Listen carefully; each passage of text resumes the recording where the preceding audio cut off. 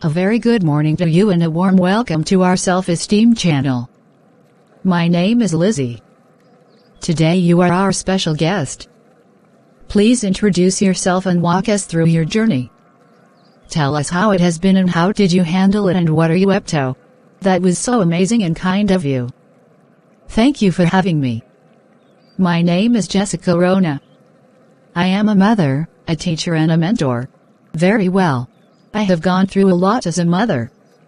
Having been married as a teenager. At my community, age is understood as a number. Our traditional values dictate girls are just meant for marriage. When a girl showed signs of adolescence, she has to be married off. I was married off so young before I completed my primary level education. I was a very bright student. When my teachers asked my dad why I didn't show up to school, he lied to them that I died. Since I came from a poor family, my parents married me off to a nearby village in exchange for cows and goats. So in my community, marriage is a way of earning money. Oh no. That was extremely hard to you as a teenager. It was hard and even more harder when I started giving birth. I gave birth within a year. I had no professional prenatal care. I had to depend on my husband and his wives. My husband had 2 wives already. I became his 3rd wife. Now my duty was to work at the shamba and feed my husband.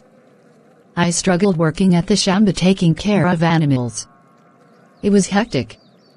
My first child was a girl. My husband wanted a boy child. Before my baby girl could walk, he impregnated me again. The struggle was the same, but even harder with a young baby and pregnant at the same time. Oh my goodness, you are a strong woman. As if that was enough, when I gave birth I birthed a girl again. My husband became hostile. He would beat me regularly. When I tried to run away back to my village, my father and my brothers told me the price had been paid. I had to return since they said I no longer belonged there. Since my husband wanted a boy badly, he continued to mistreat me. He couldn't allow me to eat, and remember I had a baby who needed to breastfeed. He threatened me that if I won't give him a baby boy he will kick me out. I cried every night. I prayed to God to bless me with a baby boy someday so that I can have peace of mind. I'm very sorry. I became depressed. One day when I was outside my house, sweeping the compound, I fell down and fainted. A neighbor who saw me, screamed and people came to help me. I was taken to a hospital. At the hospital I was taken, it was a mission hospital. They diagnosed me with depression and stress. The doctor did some counseling to me. When he found out I was married and had children at my age, he was surprised. He said he was not going to allow me to go back to that home. The hospital had some connections with organizations which were rescuing young girls like myself from early marriages. When the organization staff came, they went to my husband and took my 2 children. They took us to a home where young girls like me were hosted. They had different programs where everyone was trained to get skills like tailoring, hairdressing and many more. In 3 months I was good with hairdressing. My trainers were impressed.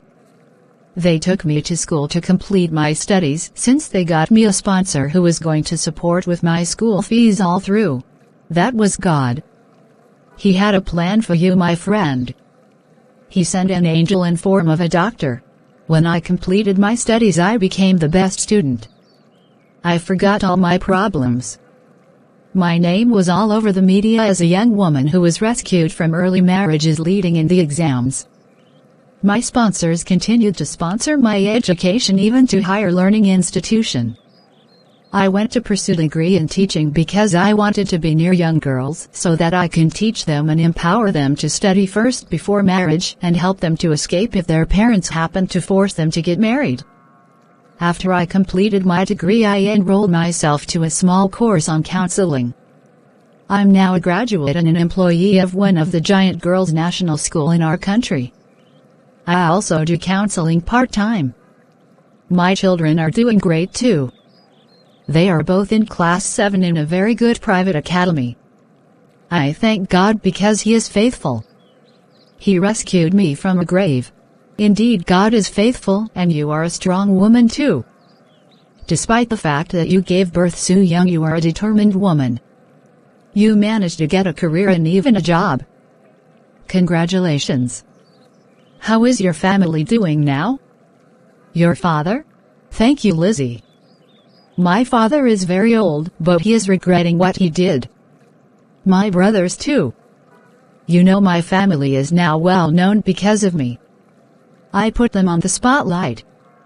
They are so happy for me, and whenever they have a problem they consult me. They have changed the aspect of how they treat women and how they handle them as property. I'm glad no young girl in my family or my village will go through what I went through. It is my prayer that old customs should be left behind. Thank you so much, Jessica. Your story was so emotional, I had been cutting onions all through. I thank God you overcame all those challenges and you became a winner. May our good Lord keep you safe always as you continue to empower young girls out here. Thanks all of you for watching, and please consider subscribing.